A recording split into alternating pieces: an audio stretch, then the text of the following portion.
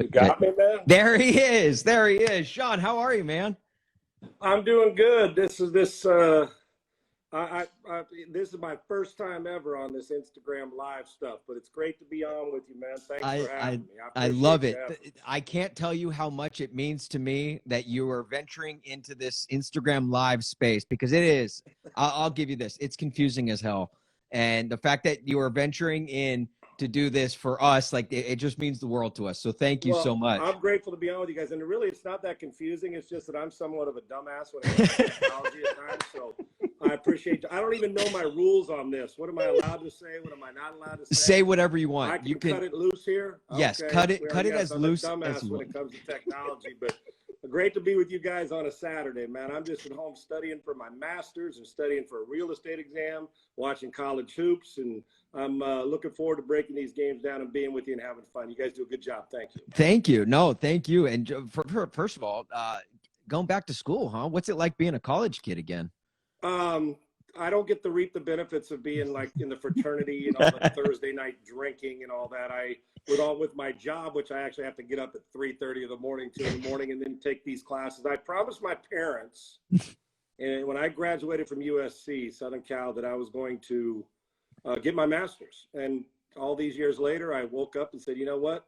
I got a scholarship, and the hardest part of this whole thing is the acceptance, going through all the writing letters and getting that in and making sure your GPA and your test scores and all that. But it was great after all these years. Now, studying tape and doing all the things I study in preparation are different than going back and saying, like one of my first projects, I got to put a damn PowerPoint together. I said, PowerPoint?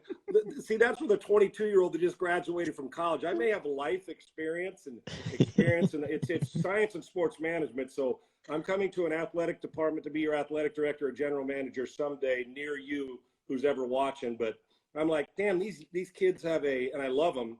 I mean, you say PowerPoint, they're like, oh, this is easy. I'm sitting here saying, the content for me is not going to be the problem. This bullshit of trying to find out how I'm supposed to do all this PowerPoint again, I don't know what the world I'm going to do. So I'm just studying, but going back to school is good, man. I made that promise to my parents on graduation day, and my dad's passed away, but I know that he'd be proud. And this is one of all the things that I get to do aside from being a dad. I'm really proud of this because the effort it takes and knowing I'm working, but getting back in. And I got goals to reach, and then I'm going to get my doctorate. And I don't know honestly, I really don't know what I'm going to do with it. Yeah. It may just be a piece of paper that looks impressive behind me that says, man, Sean got a master's. Yeah. And it's not really an ego thing. It's just when I set a goal, sometimes we kind of let them slide.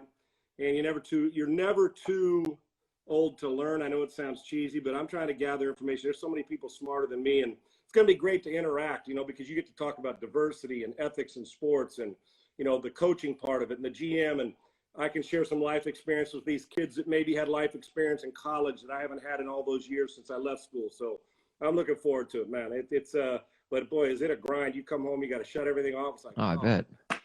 I got books to read, dude. I got books to read and football to watch. So we'll get it done, but I'm looking forward to it. If Instagram Live ever becomes part of your final presentation, you now know how to do that, so you should be good. Just don't make me do it as a PowerPoint. Just let me don't put me on the board and let me talk it. Don't let me do all the technology. What I'm gonna have to do is put somebody on scholarship to walk me through all that crap. I'll do the content. They just load it for me. That's what I have to do. Right. Just don't do the transitions between slides. It's so tacky. That's it. Nobody likes the transitions. That's like when the kid puts it. I always tell quarterbacks I train when they put their highlight film together for like colleges, right? They're recruiting on Huddle.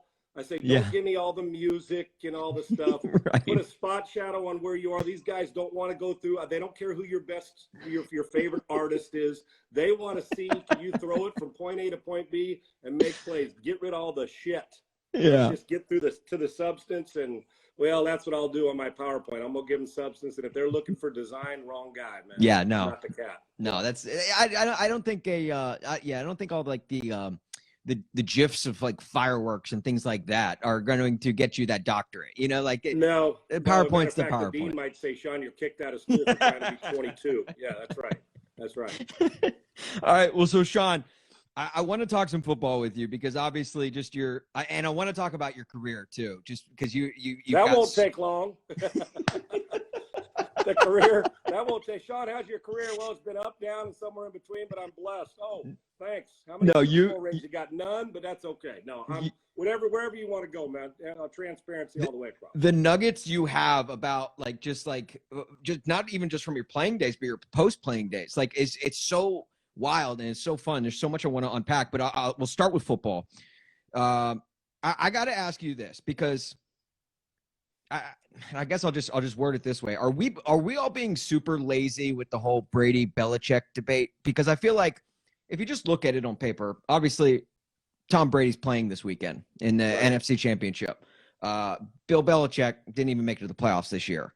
So clearly we must be that Brady was the reason they had all that success. But to me, Brady went down to Tampa to a roster that was already one win away from the playoffs under Jameis Winston. And then Belichick has 8 guys opt out of the season because of COVID, depleted with injuries. Just that roster isn't the same right as it was last year. And even in Brady's last year, they got knocked out in the first round. So are we being too lazy by just saying, Brady was clearly the reason they success, or is Brady the reason that they had all that success? Listen, we are in a time when hot take lazy narratives exist because honestly, and for a guy, listen, I'm not I may be opinionated, but I'm not going to say something just so people get a click, because I'm more interested in my football credibility, sure, my sports credibility, than I am saying something that's so horseshit that the rest of the world looks at you like, what did you just say? Yeah. So you become I put it this way. I'm not, when we give hot takes and stuff, and I know it's ego boosting and people clicked and 57,000 people liked it, but I'd rather have 5 people like it. My football and my sports credibility stays intact, other than say, damn, I can't trust it. It's like anything. The trust factor of, well, is he spewing just nonsense because he wants to spew nonsense, or is it legitimate, hardcore studied take? And I'll go that route. Here's what it is. They had the best of what. Listen, it's a once in a lifetime thing. Usually. Now, when you get Belichick, who is the best coach of all time, and arguably as good a front office guy mixed, and then all of a sudden comes along this 199th pick of the draft who ends up being the best quarterback of all time, and they just happen to stay together. Sometimes you may get that for 5 years, 8 years. The guy retires, coach gets fired, you go through some losing seasons. 20 years. 20 years. Brady has spent half his starting career ended up in February in a Super Bowl. Now, you thought just under half his career. So the argument, yes, it's lazy to say, well, because you know what? So all of a sudden we go to, if Tom wins one with Bruce Arians, or now we're going to say, it's because of Bruce? Yeah, no, right. Here's what, I've always believed this. Not because I played the position, because here's what I know about Belichick or Arians or Andy Reid. Guess who doesn't throw the ball or tackle anybody? Arians, Belichick, Andy Reid. The guy with the ball in his hand is always going to be more important than the guy with the play call sheet in his hand. Because a guy like me, you could call a play, it's supposed to be executed. I may throw it 15 yards over the guy's head. And everything's perfect. Great play call, but the quarterback screwed it up. Then you could have a bad play call, and you get a guy like Patrick Mahomes who could turn a bad play call into a 70-yard touchdown because he's so gifted. So is Belichick the best? Yes. Did they have what everybody wants, that continuity for all those years? Absolutely. Hell yes, it's lazy to say it's only Brady, it's only Belichick. I've always believed this, that Belichick would have won less Super Bowls if Brady wasn't there. If Brady was with Arians for 15 years, let's say he was in the prime of his career, I don't think he'd win as many as Bill, because I think Bill's a better coach. Yeah. Do I think he'd win multiple if he was 35 and with Bruce Arians and had personnel? And his roster at Tampa Bay this year is better than it's been the last 5 years in New England. Right. So I picked New England. I mean, I keep saying New England. I picked Tampa Bay to beat Kansas City in the Super Bowl in August. So that's still there. Not a pat on the back, but I felt Brady's impact on culture, just winning, the ability to lead, which is so important. And he hasn't lost his fastball. Now, he's not going to move much, but he's never been able to move. And then Bruce, they finally started getting on the same page, and they're hitting the ground at the right time. So, yes, it's lazy. You got the best coach of all time and the best quarterback, but I'll always believe this. If Kurt Warner's not with Dick Vermeil doesn't win that Super Bowl that year. I mean, right. Let's face it. Not that the other guys don't matter. Right. Especially now. Look who the 4 quarterbacks are that are still standing. If Josh Allen didn't have Aaron Rodgers or Pat Mahomes in the league this year, he'd be the MVP. Brady's the GOAT. Aaron Rodgers is playing like he's from a different planet. And Patrick Mahomes is from a different planet because of his ability. Look where we are. I mean, Buffalo's defense is okay. Kansas City's defense is okay. You can score on them. Tampa Bay's defense is good against the run, but they've been up and down at times. But you saw what they did to Aaron Rodgers earlier. And nobody's going to mistake the Green Bay Packers defense for the Baltimore Ravens in 2000. But I can tell you this, they all got that cat at quarterback who will wear you up. So, Right. Yes, I would say Brady's a bit more responsible, but I think it's stupid to compartmentalize and just say it's either one or the other. Both had a major impact. All the great traits of a coach, all the great traits of a quarterback. They have both. The key was they both bought into each other, and that's why they're 6-time Super Bowl champions and been to 9. It's just something about those quarterbacks from California, right? It's just minus me, unfortunately. Yes. Hey. No, I always say this. Hell, we may lack in talent. We're better looking than all the guys from the other states, right? Don't sell yourself short. Grey Cup champion. Hey, at 10 years, listen, man. And I don't mean it. I was coming out of high school as a number 1 recruited player in the country, right? You go to SC and you shred your knee twice. And I didn't know. Honestly, I did not know. I come from a great family, an 82nd Airborne father with great love. I didn't know because everything had come easy to me: football, basketball, and baseball. I didn't play football until I got to high school. I didn't play football. I was a basketball and baseball guy. And when I decided to play football, everything came easy to me. And I don't mean that arrogant. It was just a fact. I worked hard. Now I was a blue collar worker with 6'5" and 220 and could move. I was blessed. I had good genes from my old man, but he also work ethic. That my dad made me train like a backup, even when I was like the star of the high school team. So I learned that work ethic. My dad wanted to train me like I was chasing instead of the guy being chased. And then when you're the guy being chased, you continue to train like the guy who was doing the chasing. So, right. But when I blew up my knee twice, I didn't know. You never know what's inside you until you hit your rock bottom or you get kicked in the teeth. And when I shredded my knee twice, I went through a lot of questions from a guy who was supposed to be a first-round pick after my sophomore year to a guy who didn't get drafted. And so I tested, and I'm really proud for the simple fact that I was able to survive 10 years and had other starting quarterbacks that relied on me to be there. And then when they went out, I could come in and win games for them and start some games. So I kid, and I'm very self-deprecating. I'm proud of my career. I would have loved to see what it was been like had I not been hurt. But you know what? If my aunt had balls, she'd be my uncle, okay? Crap happens, and you got to overcome it. And some of it I overcame really good and well, and some of it I didn't as a player. But listen, nobody's going to mistake me for Brady. But I am very proud of this day that I went from a guy who it all came easy. And then I had to work my ass off when it didn't come easy. And I'm more proud of that than I am of any, oh boy, some award you got when you were 18 years old. Yeah. Fighting me, I didn't realize I had the fight. And I thought I did, but I didn't realize until I had to call on it. I love that. Well, speaking of getting kicked in the teeth, Dan Campbell gets introduced as the Lions head coach the other day. And Sean, I'm just going to ask you this because I'm sure you talked about it on your radio show and covered it through and through. But I just want to ask you: have you ever taken a bite out of someone's kneecap? No, I've had guys at the bottom of piles grab my balls. I've had guys at the bottom of the pile twist. Here's the one that's the scariest is when your body's underneath a bunch of guys after you get tackled. And they're, a bunch of, you're talking about 1,500 pounds, you got 12, depending on how many guys are laying on you. And I wasn't moving very much in the pocket. I wasn't real fast. So I got hit plenty, scars aplenty. When you're at the bottom of a pile and somebody's twisting you, it's like that, somebody's twisting your ankle, but you got nowhere to go. They're laying on your lower half and you're like, that's when you realize just how much strength you actually have in you. You say, if I don't move with the way the guy's twisting, that ankle is going to snap. So you're amazed at how bodies you could move when that happens. So a lot of crazy stuff happens there, but I've never taken a bite out of a kneecap. I with a helmet on, it'd be a little tougher to do. But, sure.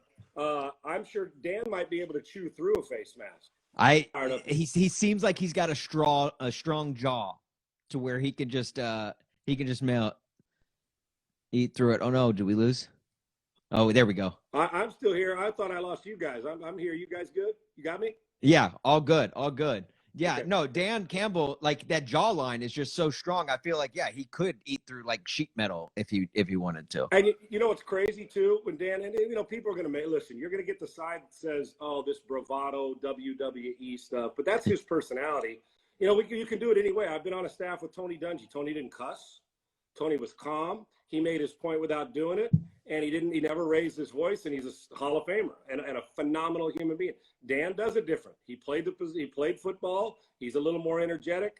Dan, the truth is, Dan's one of those guys that I have a hunch that if you got out of line, he might be able to square up with you too as a player. He doesn't look like he's going to back down. So you got a choice, man. I mean, people aren't going to like the bravado. It's there's certain people that think, oh yeah, tough guy. Well, the same people who dog him for being a tough guy are the same people that buy him a beer sitting at the bar. So I don't know if it's going to work. I really don't know if it's going to work. Detroit struggled. I hope it does for him. I root for people's success, even if they're a rival or somebody that against my team. I root for people's success. I want Dan Campbell to have success, and I hope he does.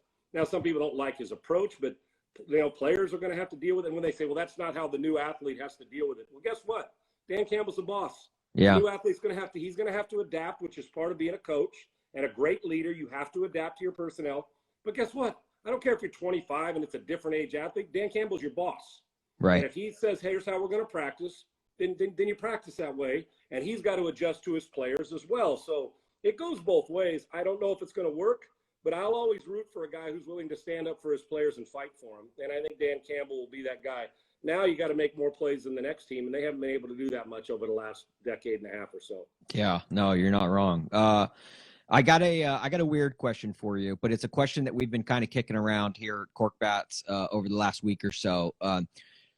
Obviously, championship weekend this weekend, you got Brady, Rodgers, Mahomes, and Josh Allen. Between those four quarterbacks, who would be the best quarterback to go to an amusement park with?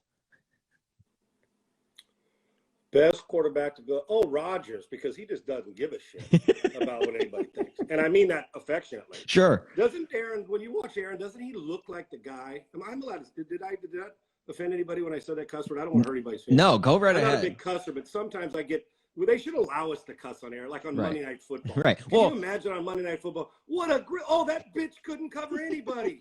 Look at that dumbass decision by the quarterback. Wouldn't that be great? That would be awesome. Awesome. Yes. People sitting at home are like, and they say, well, the kids. Well, guess what? Tell your kid that people cuss sometimes in life. It happens, put the little TV, the little TV MA up in the corner. Yes, exactly. All right. So as I kid a little bit, but wouldn't it be cool? Could you imagine, like, look at this son of a bitch. What is wrong with him? Right? Or what a great throw. As far as going to amusement park, I could break him down.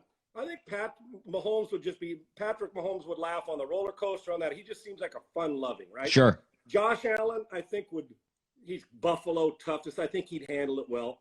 Brady I think Brady would be the guy, perception-wise, you'd say, afraid to go on the biggest roller coaster.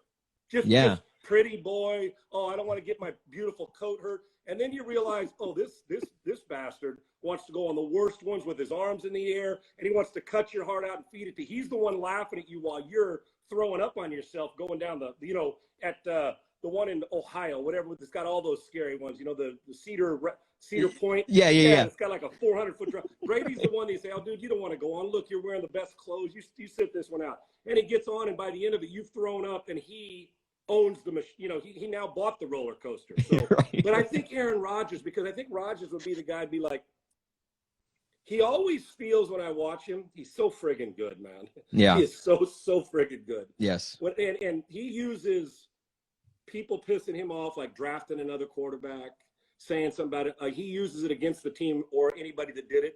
That guy he will bring you to your knees in a game so friggin' fast. You think you got him, the ball comes out quick. So riding at an amusement park, like a roller coaster, I think he'd be up for all of it. But I also think he's got that smirk like, oh, dude, this doesn't go very fast. He feels like he knows something, like that cat who swallowed the bird, your pet bird, and you're like, I don't know where it's at. Right. It feels like Aaron knows something the rest of the world doesn't. Listen, I'm going to side with the quarterbacks. To play that position, you got to have big balls, and all four of those guys will stand in there and take a hit. So you ain't going to bring any roller coaster on a quarterback. me included, and I'm not in their category, that scares me. But it would seem that Rodgers would be the one who could handle the scary stuff, and he'd smirk at it. Yeah. I also think Brady'd be the guy that would say, not just go on the scary ones, but Brady would get on like the Pinocchio ride with you at Disneyland, would get on the Dumbo ride with his kids. You know, I think he'd just do it all and be happy-go-lucky. Pat looks like a guy who's like, oh man, well, they all look like they'd want to do it. Josh Allen looks like he might want to punch it back in the face if it scared him. Right. But I think Rodgers, Brady'd be the funnest because I think he'd be up for everything. But I think Rodgers would be the one that you'd be like, Brady would fool you because he'd pretend like he didn't want to go on it and you'd be throwing up and he wouldn't. Rodgers, I think, would be the one because he'd have the park under control. Does that make sense? Yeah. Matter of fact, he'd probably get it shut down for you. So you and him were the only two that could go all over the amusement park. Right. I'd say I'd go with that. No, I like that because and like when you're riding the rides, you don't want someone that's going to like shriek, like high pitched, like to where you're going to like, you're bleeding from the ears. You want someone that's going to be confident on the ride. That's going to be, like, look, I got this. And someone that almost you can lean on if you get scared. Right. Aaron Rodgers is that. And there's absolutely no question. And like I said, Brady'd be the one you said, well, is he going to be scared of this? Right. He's so buttoned up with his attire and seems more sophisticated than the rest of us, right? And he's the guy that he would never throw up because he's so poised under. You know what I mean? Right. He's the guy that he'd be the most misleading at it. Yeah. Because you would think he'd be the one that would maybe get a little overly excited, but when it was all said and done, he'd be standing.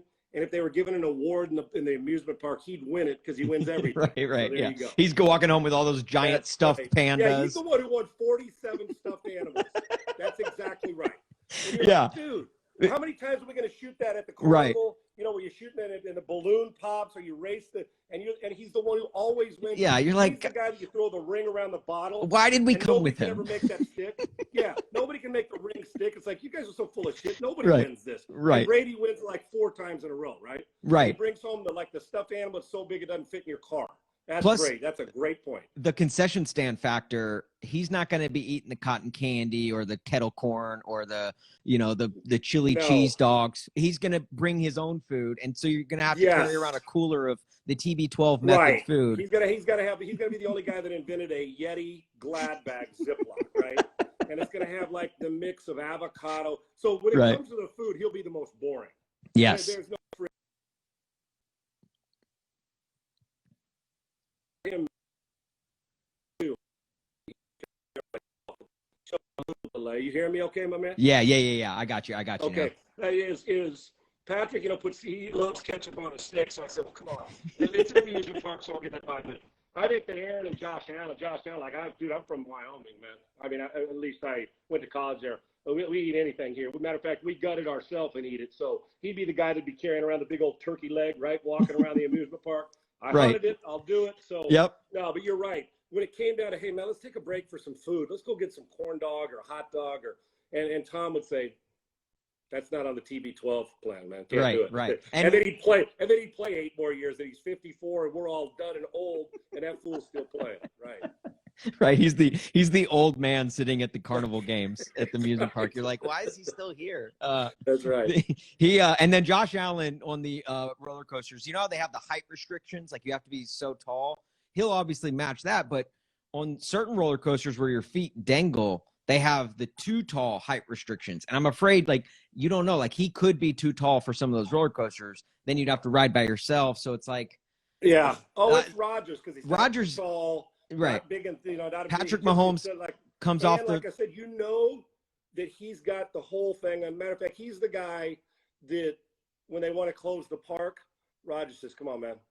And they keep it open like an extra hour for you. Right. He's got everything under control. Patrick Mahomes comes off the ride and he's like feeling all woozy and has to be carried by his friends. Probably gonna throw up, Yes.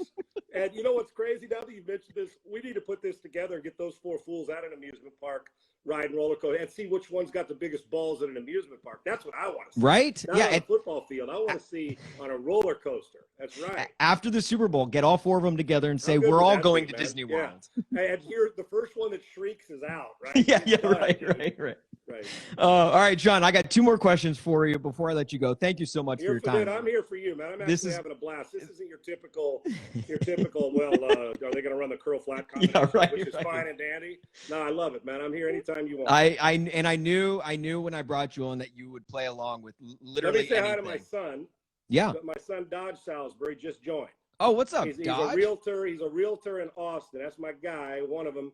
I got my daughter who's in Austin, my older son. I'll give him some love. He's now the Phoenix Suns chef. Got hired about a month ago. He was a chef in New Orleans now, but this one is a realtor kicking butt. And he calls me all the time, says, hey, like the other day, he calls me, he says, Dad, I got a great investment deal for you, real estate. Let's look at that question. Yeah, why has Sean Salisbury become soft recently? He calls me the other day and says, hey, Pops, I got an investment, a property investment. We can turn it into an Airbnb.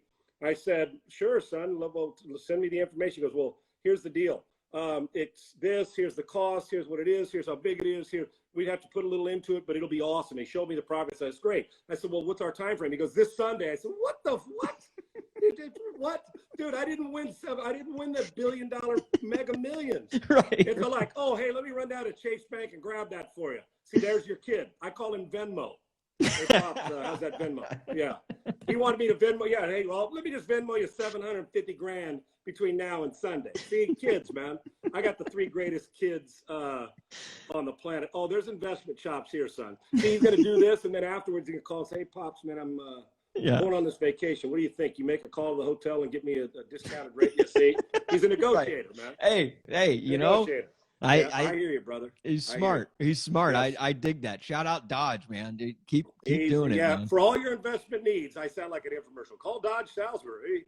Dodge Salisbury, there you go. At real estate, he is in Austin. I was gonna say, well, I feel like being a real estate agent in Austin is probably the best city to be now for real estate. He keeps this up. His old man's gonna be called Venmo because I'm gonna be calling him asking for money. Pretty soon, right, Austin's gonna have to shut down and say, look, no more people can move here. We don't have any more room. Like because everyone is moving to Austin right now. Not COVID, everybody will be okay. Now my other boy just chimed in. Look at this. Okay, see what you do, man. Look at this. We got a Salisbury party here. This is my Phoenix Suns chef's son, who's obviously not working today. So apparently he's not making anybody food, and he doesn't cook his dad any steak or all. I haven't had a meal cooked for me in about 3 years. Okay, Christmas dinner prime rib lately. What's next? My daughter going to come in and start calling me out? Yeah, I think we got to do this. You and I got to do this weekly with this. This is right. We'll just have. Listen, now what kind of weight do you friggin' pull? I got my 2 boys on here. I didn't even tell them I was coming on here. Did not tell them.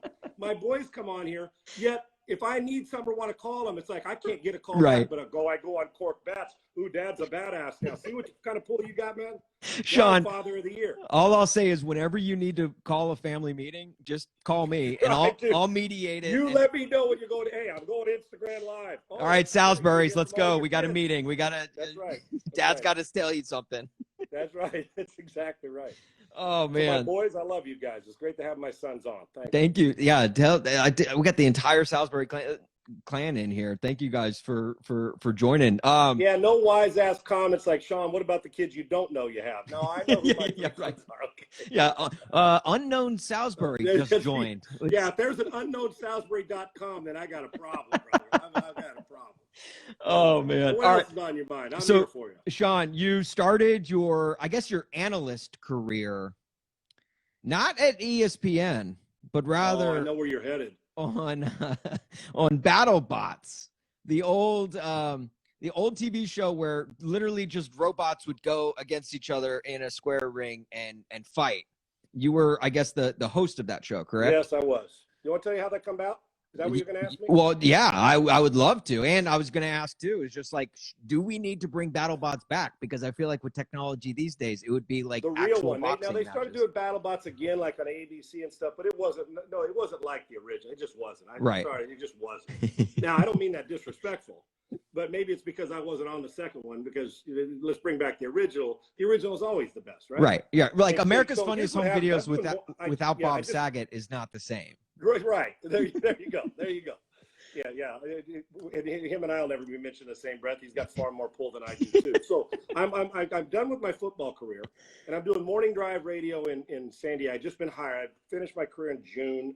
Figured I want to do something else, and or we always say we retire. What it is nobody else wants you, right? So you move on to another career. Right. So I doing morning drive in San Diego, and then I just signed with ESPN, and I started doing that. But the TV in Bristol, but it was new. So I'm a couple months into this job in Sports Talk, on my Sports Talk morning drive in San Diego at Extra Sports 690. And I get a buddy of mine who was a teammate of mine called and says, my guy Mike Lamb, he says, dude, they're auditioning about 5,000 people for this BattleBots thing on Comedy Central. And Comedy Central's got a lot of pull. So when he said Comedy Central, I said, okay, let me listen. Yeah. And he explained it to me. I said, come on, man. I said, come on, I've got other things. And so he said, just come to the audition. I go to the audition. I didn't know if I'm going to be, I didn't do any research. I did nothing. The audition, they put a couple things up there. I did kind of, you kind of play by play or wait. And it's like a audition for a movie, right? I'm the hurry up and wait. I don't think anything of it. I go back home. About a week and a half, 2 weeks later, they call back and want to come back for a second one. Now they're down to 1,000 people. I'm like, what? So then I'm like, okay, this is Comedy Central, not only reputable, but great. And I know how they treat people really good. And I've heard, so then I went back up for the audition. About 3 weeks later, 2 weeks, I get the call, you got the job. So I wasn't an analyst. I was the play-by-play guy. Bill Dwyer, a great, funny comedian and a great teammate. And it's, it's the cage fight. It's like a UFC cage fight. Yeah. With rich guys who don't have anything to do but build robots. Fighting robots like Vlad the Impaler, right? Right. So I get this gig, and I do it for like 2 or 3 seasons. Now, ESPN, because my schedule was so busy with them, eventually I had to quit doing it. And I understand, but boy, did I love it while I was doing it. So we go film it, go to Vegas and go to LA, and we do this.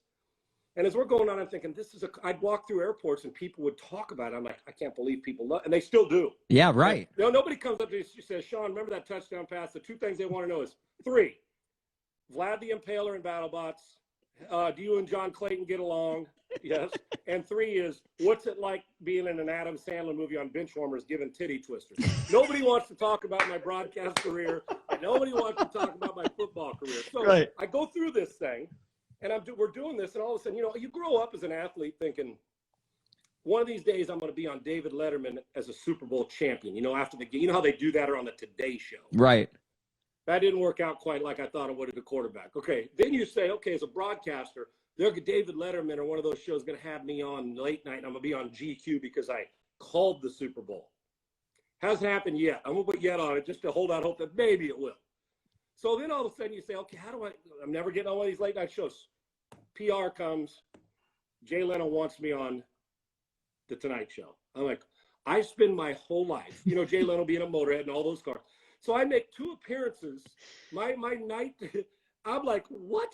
I'm a guest, and Matchbox 20's there, and Brendan Fraser, the guest, and Sean Salisbury. And I'm out there watching Jay Leno build a battle bot and fight it. I mean, so I make a guest appearance on the Tonight Show because of BattleBots. Not the way I envisioned it, but boy, was it really cool. I mean, it was like Sesame Street. One of these things is not like the other. All these stars are me, right? Wait, hold on. I had so much fun. The people at Comedy Central, Bill Dwyer, the folk, my guy, Bill Nye, the science guy, because he was the inside science part of it. Right. And I'm telling you, you're not supposed to be able to be as smart as these guys. Something goes down, they can fix it, and mechanic, all those things that you say, man, I wish I had. I had one of the times in my life. I wish we were still doing it. That's how much fun I had. So you were, the night you went to the Tonight Show, you were, the other guest that night was Brendan Fraser? Brendan Fraser and Matchbox 20. Sean, it's kind of like I don't want to call it a joke because we do actually like him, but Brendan Fraser, I like him too. Brendan Fraser is like this. Korked Bats, that is our #1 actor. We love him. We love his entire body of work. I guarantee the lead singer from Matchbox 20, Thomas. What's his first name? You know who I'm talking about. Yes. He was on there. Trust me, neither one of those dudes, maybe even Jay Leno, are going to remember my name. But I remember that night. Rob Thomas. Rob Thomas. Yeah. And the thing I also learned sitting back there, you're in like the green room waiting for your appearance, like you're going to walk out in the live studio. Dude, I almost shit myself sitting back there, honestly. Like, I can't believe I'm going to actually go on, and they're not going to put me on the cutting room floor. I get to go on with Jay Leno. It's weird. So they bring the booze back there, and I'm like, okay, I got, they bring a cart. Right? It's like, do I do this and Yeah, risk doing something stupid? Or, I mean, I'm telling you what, I was never that nervous playing in a football game. I'm like, Sean, don't screw this up. How do you fold your legs when you're sitting on the couch? I was thinking about this. Oh, crazy sure. stuff, Right. Yeah. Things that I you was wouldn't like, think you'd listen, think about that you kind of have to. yes. And I'm like, nobody else, Sean, no, and I should have thought, Sean, nobody's paying attention to you. It's Jay Leno and the other guys. But I had a blast, man. So it was funny how that's worked out, all these things. It's like the Sandler stuff, who's such a great human being. All the other things, and you're right, I loved my playing career, but I've been so blessed. Think about who I've been able to work with, Sandler and Schneider, and Sure. and listen, if you want to laugh, Nick Swardson, and all these sports fans, how they treat you with respect, and get my kids, my two boys got to be in Benchwarmers because of that. Sandler invited them, so they were with me. My daughter still wonders why she went. I said, "You were too young, honey. Hopefully there'll be another one." And then it's like I get to do that, and I got to be on BattleBots, and I get to meet all these great celebrities, and just great people, you know. So the truth of the matter is, I've been so richly blessed along the way, post career, to just observe not only great humans, but just to be in their world, right? Yeah. Being in their world, man, it's like, this is pretty awesome that I've got to do this stuff just because. And you know what it all comes back to? And it's weird, is that that's why I'm not one of those football haters, what's going on. All this comes back to because how blessed I was to be able to play a sport that I never thought I'd play growing up. And it led me to so many incredible experiences that it's not the touchdown pass for me. It's that what it is. It's the last, and somebody will send a picture of you in Benchwarmers, or when somebody comes through and says, man, that Vlad, and you'll talk about the stuff that really is stupid, but it's the stuff people remember. And right. The way that Sandler has treated me and my sons and the people you met, like I said, or you see somebody and they'll say, man, I loved you in that. Those are the things, quite frankly, that meant far more to me and still do. I feel like I'm 30 years old to be able to meet the great people, not because they're celebrities, just to kind of pick their brain, that are so smart, much smarter than me. I've been blessed. I've hit rock bottom. I know what that looks like. And to the top of the mountaintop. And the mountaintop is filled with great people, as is rock bottom and everywhere in between. I've been friggin' blessed, man. That's awesome. Incredible run. So my last question, I guess, for you, it revolves around Sandler. So you worked on a movie, same movie that my old boss had a small cameo on, The Longest Yard. And you got to, correct me if I'm wrong, but you were essentially the guy who taught Adam Sandler how to play quarterback. You want to hear this fun story? Yes. People say, oh, yeah, I want to bore people with this, but I love this too. So when I was done playing, Dan Fouts and people want to know how I met Sandler, right? Well, Dan Fouts was doing the play-by-play, and I was doing for the television preseason games. Right when I was done playing, for the local, I think it was CBS affiliate or NBC affiliate in San Diego, NBC. And Dan was a play-by-play guy, and I was, you know how like you'll get like my buddies across the league, they'll be calling like Mike Golick, they'll call preseason games on TV and where they played. So I just finished my last year with the Chargers, and I was calling games, the preseason games on TV, and Dan Fouts was the play-by-play guy. I was the color commentator. And so during a halftime at one game at Qualcomm Stadium that they just tore down, Sandler comes walking in at the game, and he goes and says hi to Dan. Well, the reason he said hi to Dan is because they did Waterboy. Bobby Boucher. Yeah. What was that? The Waterboy. Yeah. Yeah, and I was sitting there next to it. It was during like halftime or a timeout, but Sandler was there. I just turned around. I was like, whoa, cool, man. Hey, all it was I'm a fan. Nice to meet you. And this is now, we're talking 1997 maybe. Yeah. So I had never met him, but I always loved, I loved his humor, and I've heard great things, and you saw how loyal he was. I didn't even pay a lick of attention. And it didn't have any impact on how I got this job because it was years later, right? Sure. So we come back from a Pro Bowl broadcasting for ESPN. And I'm sitting in my office at ESPN on television, and it was in between, and there's a voicemail at my office desk. So I click on it. It says, Sean, this is so-and-so from Sony Pictures. We'd like to have you call back about blah, blah, blah. I thought it was a buddy of mine joking. I never called back. About a week later, there's another message. They got a little more specific. So I said, okay. I call, it's Sony Pictures. It's Sony Pictures. I said, Happy Madison, Barry Bernardi. Barry Bernardi's like the senior executive producer, has been with Sandler on Happy Madison for a long time. So I said, yeah, this is Sean Salisbury calling for Mr. Bernardi. Just a second, sir. And so I'm like, okay, this is real, but I didn't know what the role was. Sure. Right? I'm like, hell, I've never met. So why the hell they call me? And so Barry Bernardi gets in, and the first thing he says, Sean, Barry Bernardi, nice to meet you. So with small talk, he says, well, if you didn't know, we're doing a remake of The Longest Yard, which I think, how you read it, you kind of heard. Sure. I said, yeah, I've heard. He goes, well, you come highly recommended. I want to say, who the hell highly recommended me to you? And I laughed, and I said, well, okay, what can I do for you? He said, well, we'd like you to train Adam Sandler, or he said Paul Crewe to be the quarterback. And before I asked him, I said, who's Paul Crewe? Or obviously the original Burt Reynolds. He says, Adam Sandler. And I laughed. I said, Macho Man, Paul Crewe, Burt Reynolds, Adam Sandler's playing Paul Crewe? And he laughed. He goes, yeah. I said, boy, I said, for me to train Sandler, do you know how much money it's going to take? And he laughed. And Britt Berry said, that's okay. We have it. And I'm like, oh, yes. Okay. Yes. So I said, yes. And so we got to talk. And I'm telling you, in 3 days, I was on a plane to Los Angeles. Wow. So that fast. I walk onto the Sony lot within a week. I Wow. walk into the Sony lot, agent at the time, and he passed away since, but the agent for that deal. And Spade, you walk in there, Adam's walking around in cargo shorts and tennis shoes. Yeah, right. You can imagine what their offices look like, and Schneider, and they're all just kind of floating around. I'm like, and guys, you say, oh, I remember him in that movie, just his buddies, right? Right. So we walked in, and the producer and the director and Sandler, and they're all in there, and I got my agent, and I'm like, I'm overwhelmed. And I even told, I said, what am I supposed to say? So I said, okay, macho up, Sean, grow a set of balls, right? So we sit in there, and we go, and Sandler's, hey, Salisbury, and he told me what he expected with some laughs in between and some shit talking. And I said, well, here's what I expect. I need you to be the guy that throws the ball in these movies most of the time to make it look real. I said, I may not have much of a good reputation, but it's on the line. I can't make you look crappy, right? Right. So we laugh, and we're there a couple hours, and by the time it's done, he goes, we got to play basketball before we train. He loves basketball. So we play 2-on-2 on the Sony lot or wherever we were every day. That's we awesome. Trained. So we trained for a bunch of months. The next morning after that, I walk out of there an hour later. My agent goes, we got the deal. I said, how's the pay? He goes, oh. I said, okay, I'm good. And I said, they're paying me what? To train this and to be a part of that? I'd have done it for free, but don't tell him that. And so we go the next morning. I show up at his house. He's in a robe. His wife's sitting at the table in a robe. Matzo ball, his dog. He goes, Salisbury, come on in. I mean, he goes, I'll be ready in 15 minutes. Let me finish breakfast. You want to sit down? You want some breakfast? I said, no, sir, I'm good.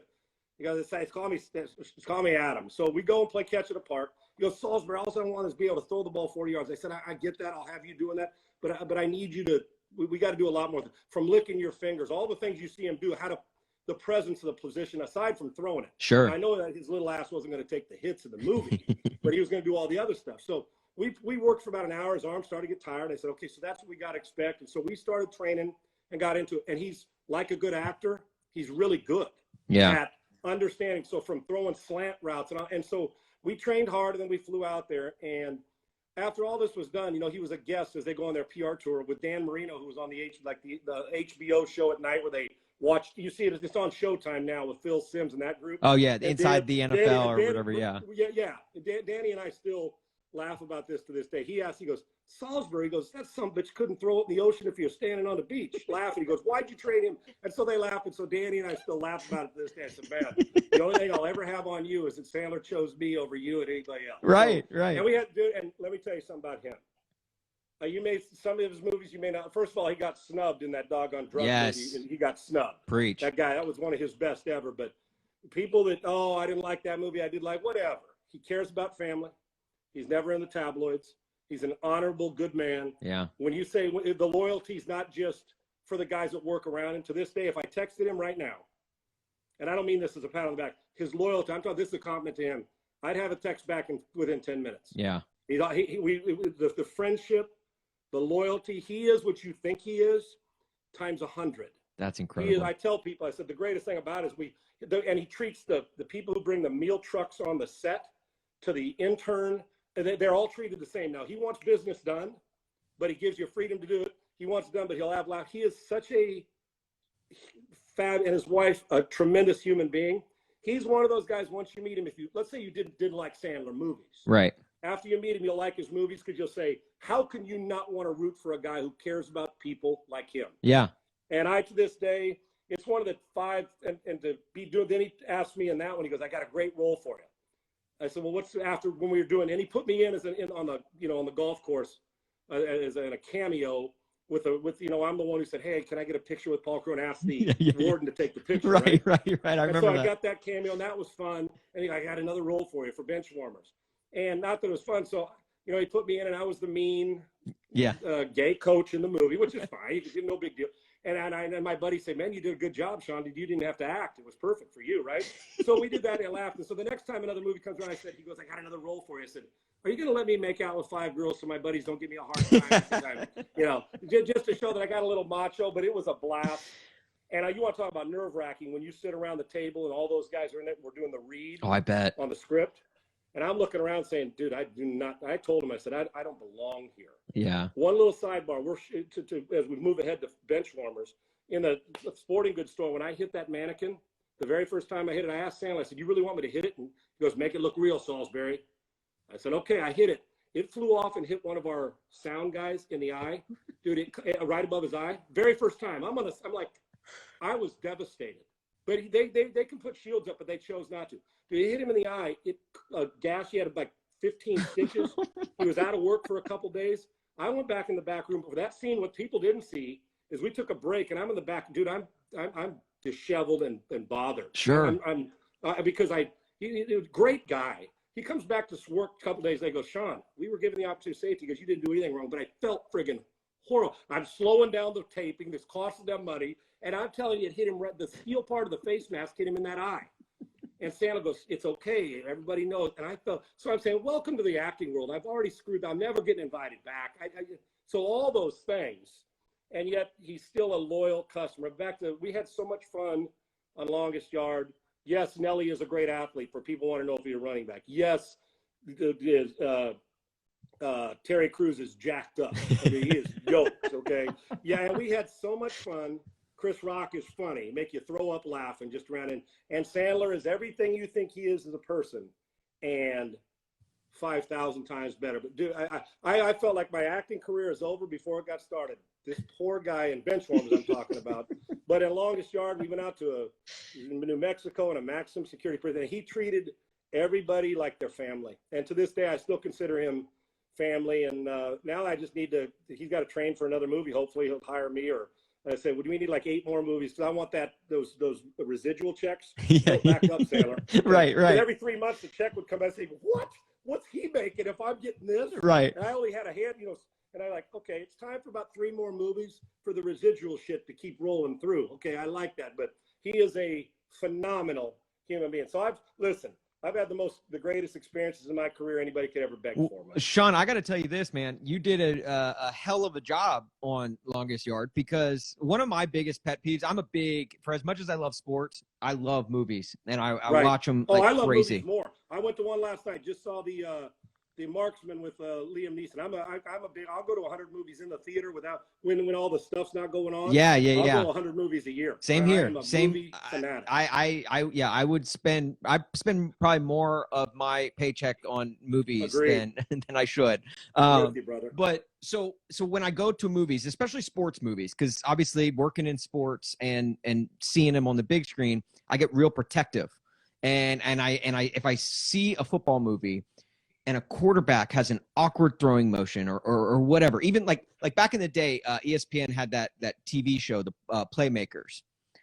And I liked the show. I loved the show, but the quarterback had this awkward throwing motion, and I couldn't get past it. Because then you wonder if the rest of the movie's not real. Right. You're like, no quarterback in the NFL throws this way. And I was worried about that, knowing Adam Sandler's his quarterback. I was too. Are they going to do like a stunt too. double or whatever? Right. And they have those guys taking the hits, but I was too, because they do such a great job on the hits and choreographing the tackles. Sure. And all right. That. I mean, I don't know how they phenomenal. Like right? you got to make it look real to make it believable. Yeah. I feel bad for the quarterback who had to take the hits for Sandler, because he got his ass yeah, he did. But Sandler, those throws that you saw on the drive, and I told him that, I said, even from when we break the huddle, walking the line, you'll watch him in one lick his finger. I said there's an art to it. I said, when you're standing in front addressing a team, quarterbacks are always doing something with the ball in their hand. Yeah. And you'll notice the one where he flicks it up, the ball comes on top, comes back down. Yeah. We practiced that. I said, dude, we do something that makes it look like you've been in this position before. And we worked on it. three-step drop, the voice inflection, all the things. I said, because the first time you drop back, if they don't think it's you, or if you have the throwing motion that looks like you belong, right. you've never learned how to throw, then it's going to make, and nobody's going to buy into the movie. And I was very if I didn't do anything else, it was going to be make him look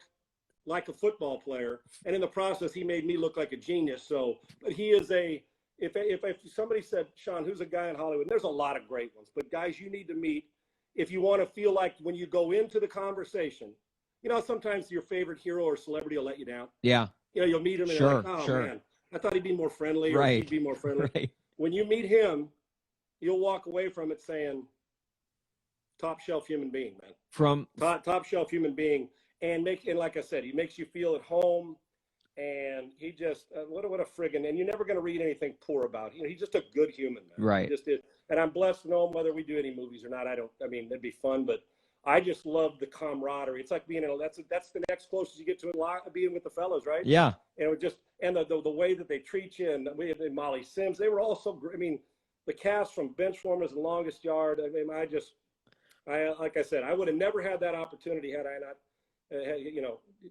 number one, return that phone call from Adam Sandler or his people.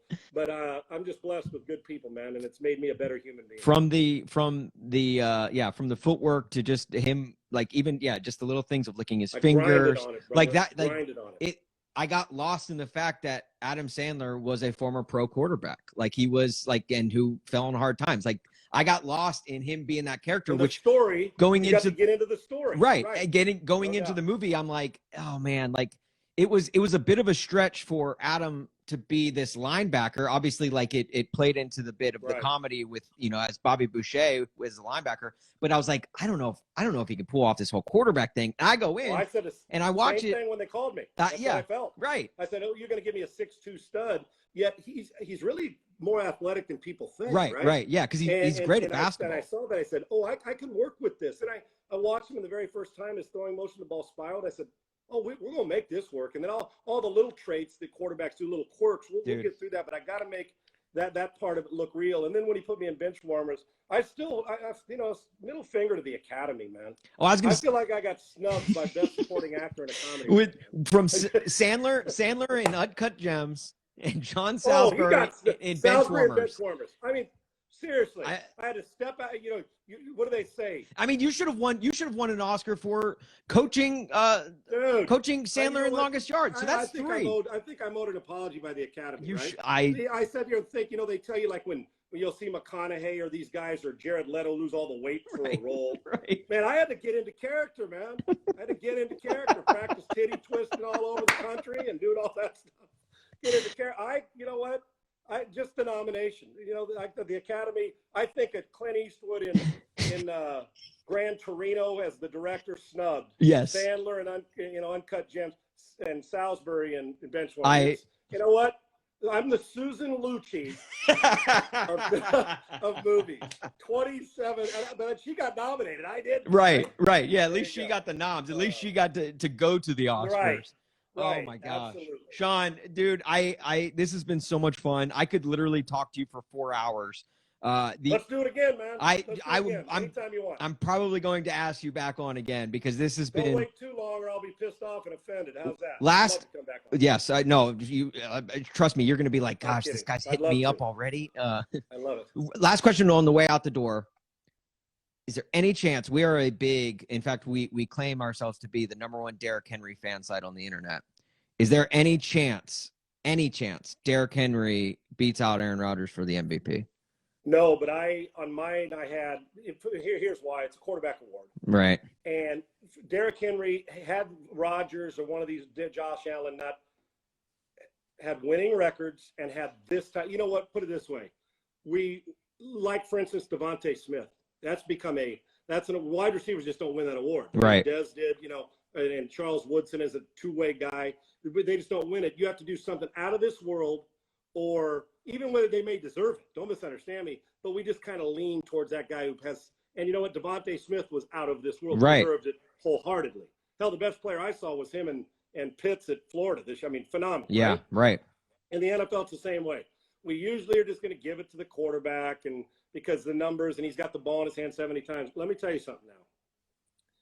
Imagine being a 6'4.5", and don't buy into Derrick Henry's 220. The dude, that's a football playing Jesse. That's like tackling an outside linebacker who can run like a wide receiver. He's massive. Who wants? No wonder, guy. He's stiff arming bitches all over. I mean, he's throwing guys into the stands. Imagine how your dignity feels. Oh hell, Derrick Henry's on the edge. You got two choices. You either dip your head and hide, right, or you take your abuse. You become a meme, dude, basically. Oh, he is filthy physical, and he's got a little wiggle. I had him, honestly, 3 weeks ago. I said it was Rodgers, Mahomes, and then the battle was for third between Allen and Henry. I said, I said this in week 8. I said, you're going to have a 2,000-yard phenomenal season to be in the hunt. Well, he gave us that. Yeah, right. But the problem is we are over 2 into it's just got to be the quarterback.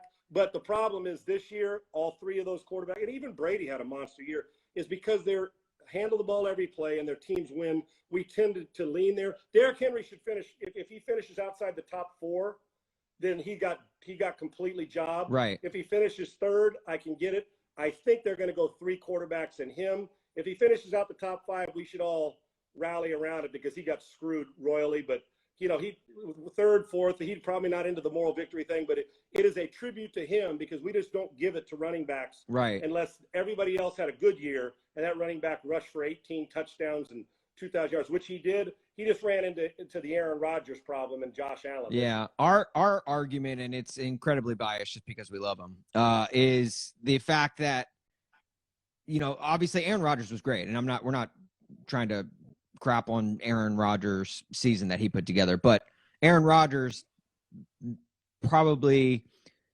doesn't have the season that he has. Say that again. Without. Say it again. I was saying you cut out the like we're probably You're more biased. We're biased towards Derrick Henry more than we probably should be. But our argument has always been, and not to crap on Aaron Rodgers' season because it's been phenomenal, but right. Aaron Rodgers maybe isn't Aaron Rodgers this year without Devontae Smith, or Devontae Adams, I mean. Meanwhile, Derrick puts up a historic season, 5th all-time in the NFL history in rushing. I get a little, because it is a quarterback award, and it's always been. I mean, the last running back to win, it was Adrian Peterson in 2012, and before that, LT in 2006. So it's like and every other position or every other winner has been a quarterback. I almost feel like, and I do agree with you, I do think the quarterback is the most important position on the field. But when it comes to just the valuableness and how the Titans did not win if Derrick did not put together a monster performance. No, there's no question. And you know what the people are going to argue? You know what listen. Yeah. It's not bias is one thing, but you have an argument. I mean, of course there's an argument. And when in doubt, what are we going to do? They're going to give it to the quarterback. Oh, he's got it. And listen, Rodgers doesn't have to apologize at all. I understand what you're saying. And there's no reason for you to apologize for being biased because he is a monster. Yeah. The argument for that, for some people are going to come back. You know what they're going to say? Well, look, and first of all, by the way, Arthur Smith, I'm losing him. I can't wait to see what happens there because I think Arthur Smith is one of the best play callers we have in the league. I agree. I mean, he's phenomenal. Yeah. Right? Phenomenal. Where'd he go? Is he Atlanta? Atlanta. Yeah, he's head coach of the Falcons. Right. Atlanta. With Derrick Henry, the argument is now go back and take a look. Now, the question is, which one's more important? Is it Derrick Henry to Tannehill? Right. Or Tannehill's great play action and accuracy? Because look what Derrick Henry, Arthur Smith, and Tannehill's work has done in the last 25 to 28 games from starting when he took over from Mariota to this year. He's been one of the best in the league at what he's done. Yeah. But I got news for you. That play action that you guys run there in Tennessee wholeheartedly in Nashville doesn't work as well if you don't have a linebacker playing running back and be at that. Right. Everybody would love to have Derrick Henry. He's not going to win it, and I understand the argument for it. But if they leave him outside the top 5, then shame on the voters. Yeah, I mean, shame on them for not applying value to a team and what he means to, especially a team that's defense was up and down and red zone defense and pass coverage. Right. Derrick Henry made every single team he had to play fear what they were going to have to face. I almost feel like it should be. I've talked my way into him being no worse than the top 3 in that Rodgers, Mahomes, Derrick Henry. And if they don't, like, if he's not, they need to change the name of the award because it's not the most valuable. Give him Offensive Player of the Year too. Maybe, yeah. You know what? Here's what. Just be prepared for it. I'm gonna bet you that he's gonna finish 4th behind Josh Allen. Probably. Not that whether we agree with it or not. Right. Sure. Because right now, and rightfully so, he's had why people are intrigued with Allen. He's played great football. Yeah, he's the most improved player in the league, without question. Just to gear it up so so your head doesn't explode, dude. Don't talk to me about head exploding. I live in Houston. Between James Harden and the franchise, yeah, right. You've had. We got another 4 hours of talk to deal with that shit. Okay, enough. Now, you think I feel sorry for your Derrick Henry the MVP 3 when we may lose a guy that you could get 8 first-round picks for? Are you out of your friggin' mind? I feel sorry for you. Dude, I would imagine what I got. Listen, today's Saturday. I'm not worried about my Masters or anything. I'm thinking, oh, hell, what's coming down the pike between now and 6 a.m. on Deshaun Watson and Jack Easterby, and who are they praying about today? And damn, Cal McNair going to tell somebody something. We may hire Sandler as our friggin' head coach here. We very well may hire Sandler, but then I know I'm the quarterback coach. So I was going to say, yeah, right. You know you're good. You got a job. That's exactly right. So, I love you.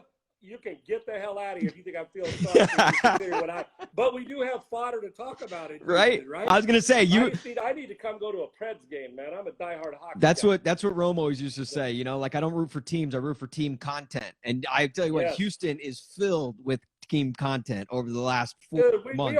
We are one life to live. General Hospital and Young and the Restless all in one. And it didn't have to be this way. Oh my gosh. I mean. It's how you like and here's the problem with those soap operas. You watch it when you're in college and 48 days go by and you haven't watched it, you come back and it's the same shit. Yeah, right. It's this. Oh, they haven't hired a guy. Can you please do us a favor and hire the right coach so Deshaun doesn't want to go elsewhere because we need him. Franchises work their whole lives trying to get a guy like Deshaun Watson, and we're dealing with this. This should be we need to get a roster. We can't be worrying about probably aside from Mahomes, the best quarterback to build around for the next 7 to 10 years. Agreed. You can't afford to lose guys like that's for another whole conversation. By the way, Tampa and Kansas City are going to win. Brady's going to another Super Bowl. There you go. Okay. I'm telling you. Wow. You called it back in August. Aaron Rodgers, afterwards, we can do a pre-Super Bowl show if you want. Okay. Brady's going to go to his 10th. Okay. Watch. And I'll be the first guy to host a home Super Bowl. I'll have another weird question as to maybe not amusement parks, but who you want to go shopping at a mall with. I'll have whose Black American Express card do I get? Right. Right. Yeah, that $500 million contract with Mahomes. I'll take him. Thanks. That's right. He is Sean. Yeah. He is Sean Salisbury. Guys, give him a follow on Twitter. Join the 42,000 people on Twitter that follow him at Sean Unfiltered. You want to talk about being able to cuss or whatever on national TV? Sean Unfiltered should have rights to cuss whenever he wants. Yeah, shouldn't the name alone let me to? And I'm not a big cusser, but sometimes it's like when I listen to De Niro or one of those guys that know, like Samuel Jackson. Yes. Good F-bomb drops. Right. Not to offend anybody. Right. I don't want to say words that would hurt somebody's feeling. I'm not going to call anybody dirty name, but every now and then a good look at that son of a. It's just kind of good, right? Right. But when I hear De Niro or Samuel Jackson drop an F-bomb, I'm like, now that's a movie. Right. I'm ready. Right. So yeah, we should have a little carte blanche to that. Maybe that'll be a fun feature one day. The fun. Right. Instead of the SAP button, you cuss words. Instead of the SAP button on your remote, put in cuss words. Yeah. Over. How they have the NFL quarterback talk on the sideline. Yes. Yeah. You know how they do that with what quarterbacks are saying to each other during a game or to each other in a thread. Right. I'm waiting for us to get the broadcasters and them to pump in cuss words over a big play and see what it would sound like because people are brilliant with these video things. And Bradley Kyles, I didn't mean to interrupt you, but another one of my son's friends joined. Dude, you're a popular cat, man. Hey, they love. It's you, Bradley. What's up? What's that? Oh, it ain't because of me, dude. I'm not even a household name in my own home. So how in the hell am I going to be a household name in yours? So, Sean, dude, This has been awesome. This has been so much fun. Honestly, I said it before, but I love booking you. When I was a radio producer, I loved booking you as a guest, and because you were so fun and you bring so much energy and you play along with the dumbest questions that I asked you today. So they weren't dumb, dude. You're awesome. I love it. I'm the one keeping you from going and doing your thing. You're not keeping me. I'm like, I got to study, and I don't want to go study for this match. I want to talk to you for another hour. So, Yeah, anytime. I always love coming on with you and Jim. And like I said, you guys are kicking butt. I love the conversation. Thanks to everybody who tuned in for today. My buddy, my two sons, and Bradley. And I didn't even tell him, like I said, Hey. Chris Gordy, my boss at work. So you got a lot of pull. It's great to be a part of. Keep doing this, man. We need laughs. We do. Well, we all that's need laughs. And what we're trying to do. Anybody, don't take ourselves too serious, man. It's just sports. Yes. Right? It's just sports. Right. Let's have fun. We got bigger fish to fry and things to worry, but it does matter. But you know what? When we get to do this, kind of said, having these laughs like this today was awesome for me. Well, thank you, Sean. Thank you for the time, man. This has been, I mean, I told you, 10, 15 minutes, and here we are pushing an hour. So this has been, I could literally talk to you for 3 more hours. So I'm going to get you back on, and yeah, man, just thanks so much. And get back to those books. All right. Study. Okay. This book is Diversity and Inclusion in Sports for the Masters, Science and Sport Management at Texas A&M. Gig 'em. And by the way, dude, anybody that's packing that old school semi-hockey mullet, I can't see with the hat on, you got me anytime. Man. I've been there. I love it. Good to be on with you, man. Thanks for having me. Sean, you're the man. Have a great one, man. All right. Be good, brother. Thank you.